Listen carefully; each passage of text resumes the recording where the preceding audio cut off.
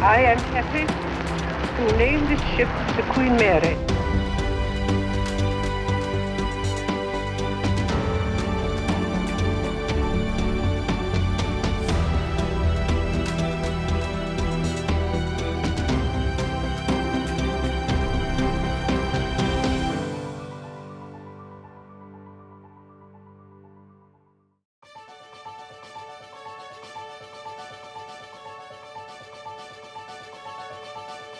My name is Will Kane. I act as captain of the Queen Mary on a daily basis. On behalf of the rest of my crew and staff, I'd like to take this opportunity to welcome you all aboard. We're about to enter the after engine room. This engine room contained 2 turbine units. These engines controlled the 2 inboard propellers. The outboard propellers were controlled by a nearly identical plant forward of here. All of these men looked after the ship's powertrain, which was comprised of 2 engine rooms, 2 turbo generator rooms, and 5 boiler rooms that housed a total of 27 boilers. Here we are at the starting platform, or control panel. This was essentially the engine room's nerve center, and everything was controlled and operated from right here.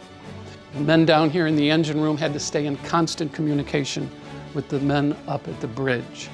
They were steering the course of the ship. The men down here were providing the power. The bridge would relay its orders through these telegraphs, which were connected to a matching set up top. If full steam ahead were rung up there, it would register down here with a ring. The green arrow would point to the instruction, and then the engineers would then ring their telegraphs in response.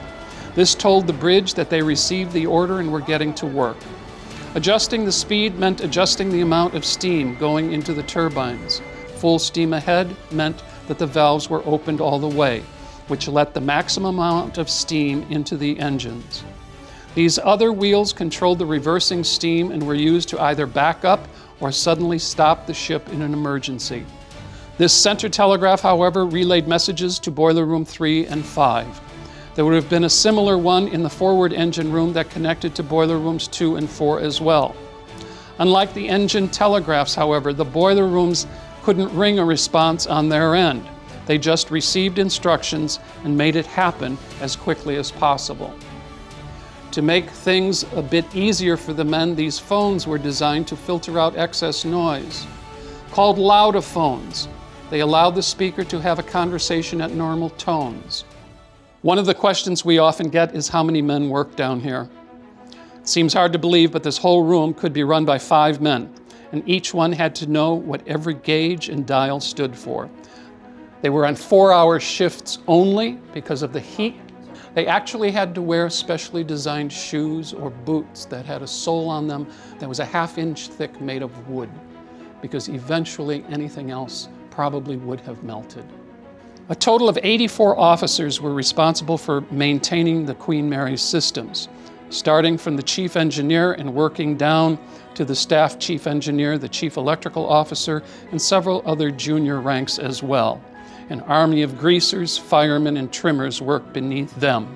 The boilers produced steam that was superheated to 700 degrees Fahrenheit, which is what actually powered the ship's engines. Each boiler produced 80,000 pounds of steam an hour, and all 24 main boilers produced 1,920,000 pounds per hour. That's 16 tons of steam a minute.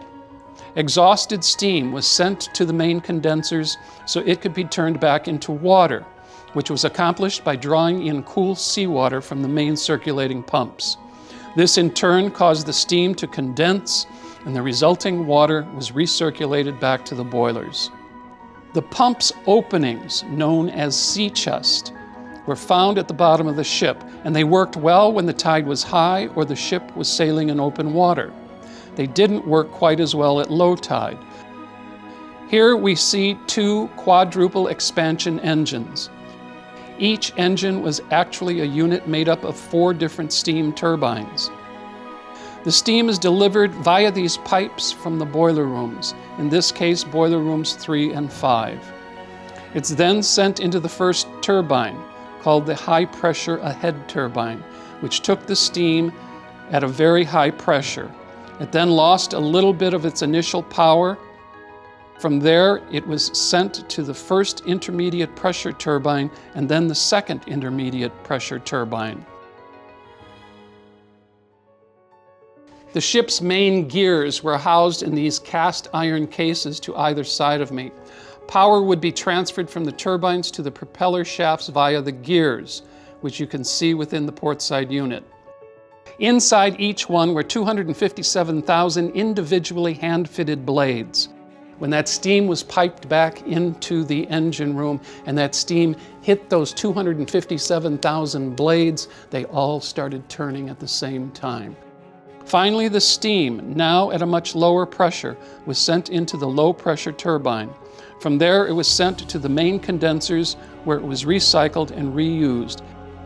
To keep everything properly lubricated, each engine and gear combination needed 5,000 gallons of oil, 20,000 gallons for all 4 sets. Every bit of that oil was recirculated and reused. The engineers didn't waste a thing if they couldn't help it.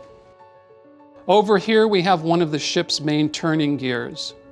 It's a total of 14 feet in diameter and would have made one full turn every 9.8 minutes. There would have been a cover over it, however. It wasn't exposed like it is today. This gear was only engaged whenever the turbines were being warmed up or cooled down, which prevented internal distortion. You probably noticed the damage to the gear teeth. Right next to it is the main thrust bearing, which transferred power from the shaft to the ship. This, in turn, created a counterforce that pushed directly back against the screw, which radiated through the shafts. The thrust bearing absorbed that force and transmitted it to the ship, which kept the shafts virtually in place. They did move 1/60,000th of an inch, but this was necessary because the ship's hull was constantly flexing. They had to move accordingly, otherwise there could be serious issue with vibrations. The area that we've been walking through is the starboard tunnel, which is also called Shaft Alley. Here you can see 2 of the propeller shafts that connected to the ship's turbines.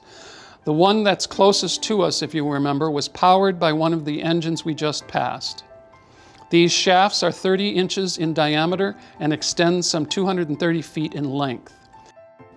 Now, believe it or not, this section of the ship was much cooler and quieter than you might think. It was away from all the noise and heat of the engines, and the propeller shafts ran virtually silent. Out here, however, one engineer noted that the tunnels could be rather lonely places to work. Behind you, you'll notice one of the Queen Mary's watertight doors. There were 38 of these doors altogether, 34 closed horizontally like this one, while 4 shut vertically. All of them, however, would close in about 40 seconds with 700 pounds per square inch of hydraulic pressure. We know of one crew member that was unfortunately crushed to death here in July of 1966. The circumstances surrounding his death remain a mystery. This whole area is the aft steering gear, which controlled the ship's massive 150-ton rudder, one of the largest ever installed on a ship. The tiller, which is a lever connected to the rudder post, would be swung by 4 hydraulic cylinders. They were designed to work in pairs. That way, 2 would continue working if the others failed. If all of the cylinders failed, however, then the tiller could be manually operated from the auxiliary controls down here. Instructions would be relayed from the bridge, and whoever was steering responded accordingly.